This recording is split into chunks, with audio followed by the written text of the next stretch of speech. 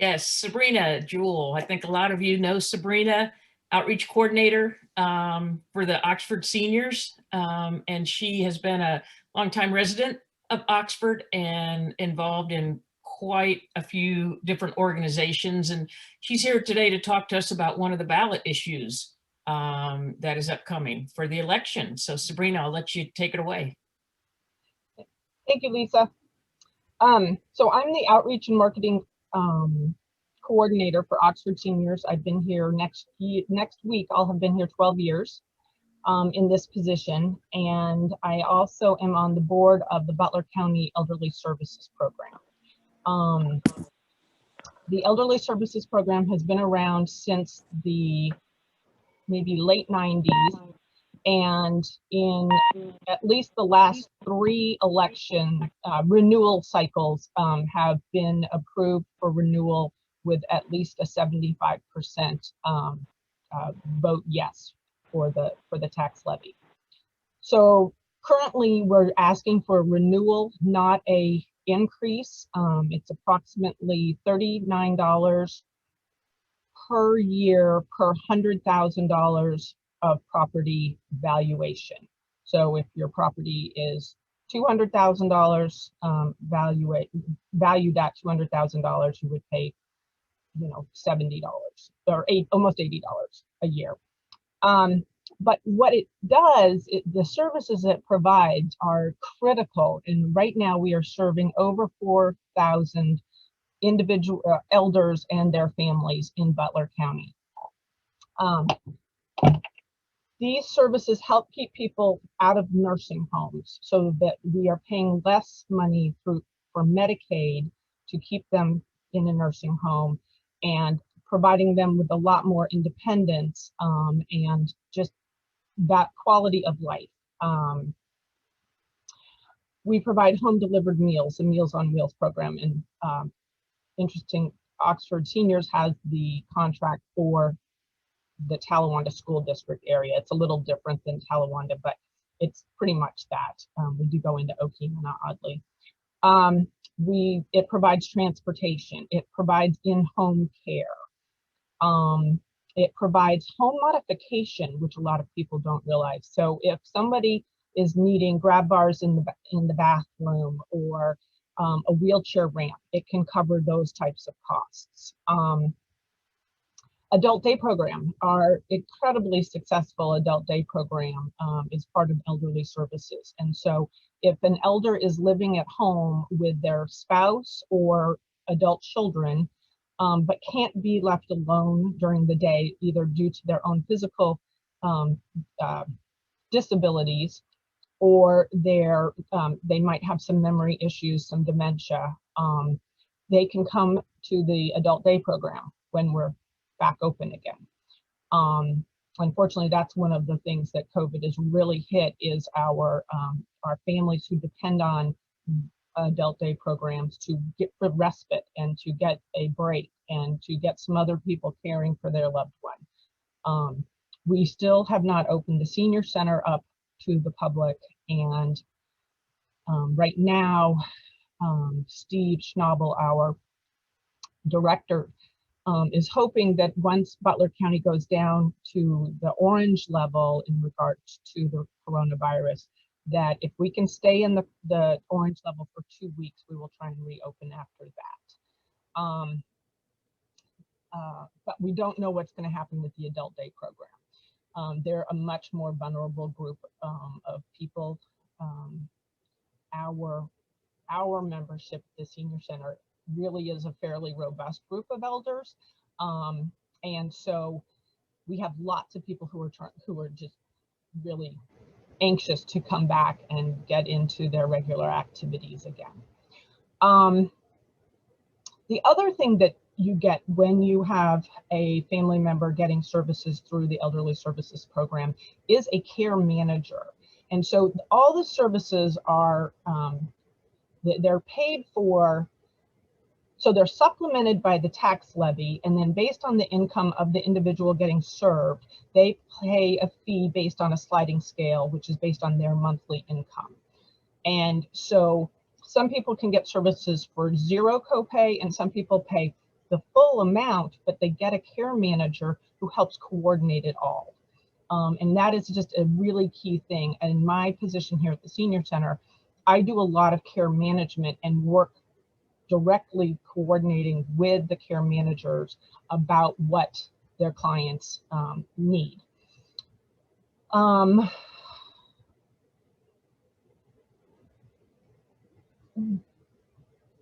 Oh, and then home care, personal care, helping with bathing, housekeeping. We do have a shortage of, well, we have a shortage of people working for home health agencies who are willing to come to Oxford to serve our clientele. As I said last night in the city council meeting, you know, we're a little like a stepchild in Butler County, and we're just far enough away from the county seat that the transportation is an issue. And one of the things that's really hard is that these home health care workers are not getting paid terribly well. And they don't necessarily have reliable transportation, and they often are single parents, mostly mothers, who are trying to earn money while taking care of their children. So if they have any issue with childcare, like, oh, I don't know, COVID, and having to stay home with their child to help with the schooling online, they're not, taking the time to drive to Oxford to work is not worth it. It's not efficient for them. So that's something that we really struggle with, because Hamilton and Warren counties, their elderly services program have much less problems with getting service providers into the homes. So we have people who qualify for services, but then we can't find the providers to actually come to the house and do the service. That has been a really, it is an issue that is being tackled by several groups, but some of you might know about the Age-Friendly Oxford initiative that Ann Welpton and Jesse Leak have been working on since we started this in 2013, I believe, the Age-Friendly Oxford, and just trying to make Oxford a livable place for everybody of all ages and all abilities. What else do I want to say about the Elderly Services Program? Sorry, I'm looking at my little diagram, and I will send these, I meant to do this for Lisa, these handouts that you can share with the membership, because it does explain kind of the tax levy cycle, and then just, you know, that we're providing really valuable services to our seniors and their families. And I think one of the things that's been pretty extraordinary that you all will have seen in the news quite a bit since COVID is how many people we've been feeding. And we, through Council on Aging and Elderly Services Program, we have been feeding so many more people than we normally do in the senior bracket. And that kind of speaks for itself about how important this levy is and this program. I am open for questions.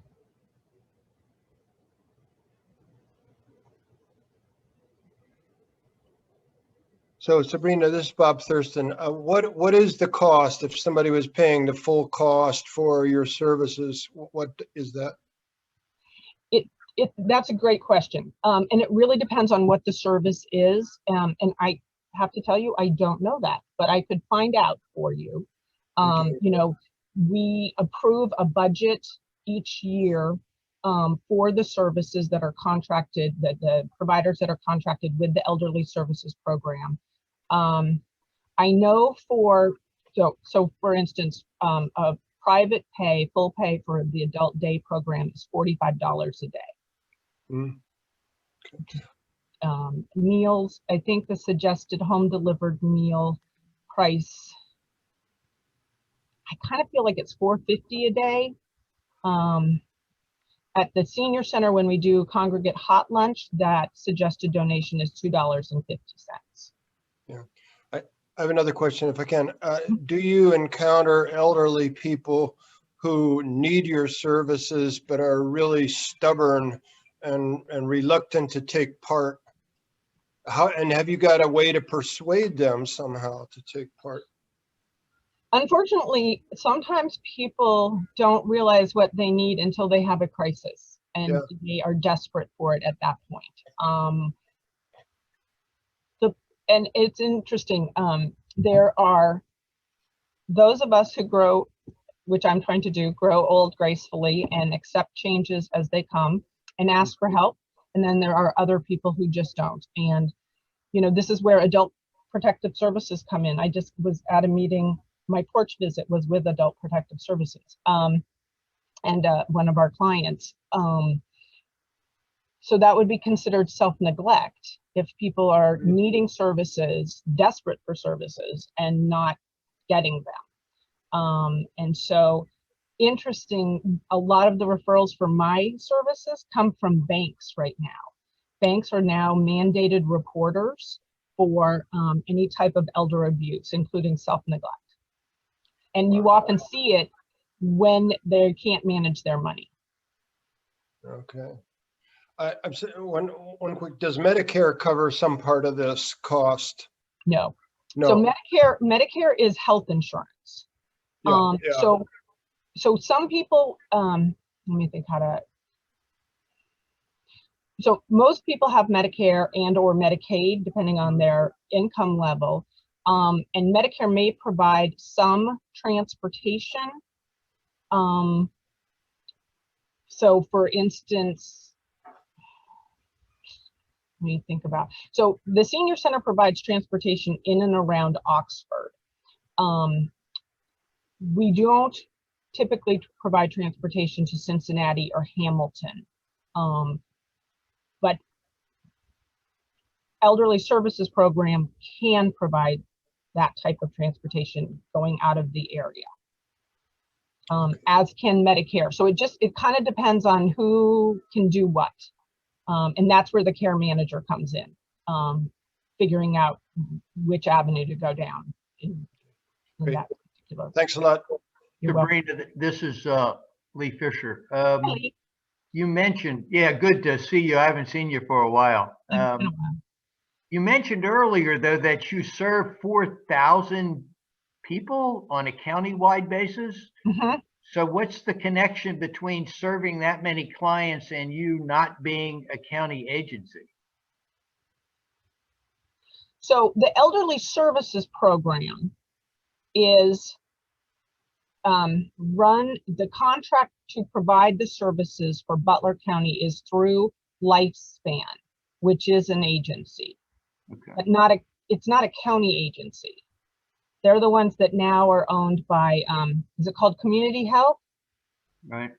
The big group that bought out like Berkeley Square and Westover.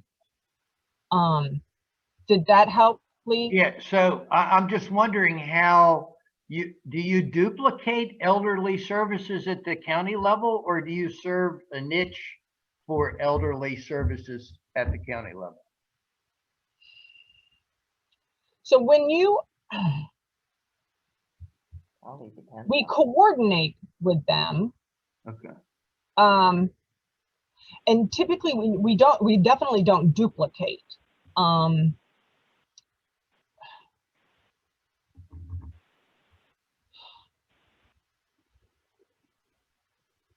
And then not to be confused with like the Butler County Job and Family Services, which is the Medicaid. So we don't duplicate with those. We try and dovetail with that. Okay, that's the reason I asked the question, okay. Because we've had a lot of, we've had a few child and family services speakers mm-hmm. who have referred to these kinds of programs, and that's what I wondered, whether or not there was any potential for duplication. Thanks for clarifying. You're welcome. Thank you for letting me figure out what the question was. Sabrina, do you have any areas where you're not getting the funding that you need? So that's a very good question, and I do not deal a lot with our budget here at the Senior Center. I do know that in the past 2 years, Council on Aging has started to provide financial support for my services, for supportive services. And that's been very helpful. We have gotten money through the CARES Act both times through the city. We have gotten amazing amounts of individual donations as well as group donations. Churches, Lions, you know, service organizations have been unbelievable since COVID started. And we always have had great support locally from our organizations and churches, but people really, I am still getting calls probably every couple weeks, you know, who needs money in this town right now? And for a while, we were all saying, send it to the Family Resource Center. We know that we are all anticipating that rent and utility assistance, mortgage assistance is going to be needed as this draws out and we continue to have people who are furloughed, especially with the unemployment situation being rather chaotic right now. The TOPS pantry, we have worked, the Senior Center, TOPS, and Family Resource Center have worked very closely together so that we are complementing each other and not trying to duplicate services again, because we're just too small of a town to do that. And we also, we're all members of the Oxford Community Foundation Needs Awareness Committee. Excuse me, I have a little tickle. And we work very hard to not overburden our donors because we all have the same donor base, you know, in our small and very generous community. Excuse me. So I have to tell you that I have been so impressed with Oxford, living here and working here and being a community member. And on occasion, one of the other organizations I work with will have a need and I put it out there and the response is always overwhelming. And so the gratitude I have for the generosity of our community is pretty impressive. I have a couple other things and then I will take any other questions. I also am with an organization called PUSH. It stands for People United for Self-Help, and we provide grants to low-income home owners for critical and emergency home repairs in the Talawanda School District. So right now we have just gotten some funding through the CARES Act, and we're looking to assist people who need particularly like water heater and furnace repair or replacement. So if you know of anybody, I need to send this to the Talawanda School District so they can send it out through their, not social media, but their email listserv to the families. And then another group I want to, I'm also with PFLAG, parents, it stands for Parents and Lesbians, no, Parents and Friends of Gays and Lesbians, something like that. We really are providing support, education, and advocacy for family, friends, and allies of the LGBTQ+ community.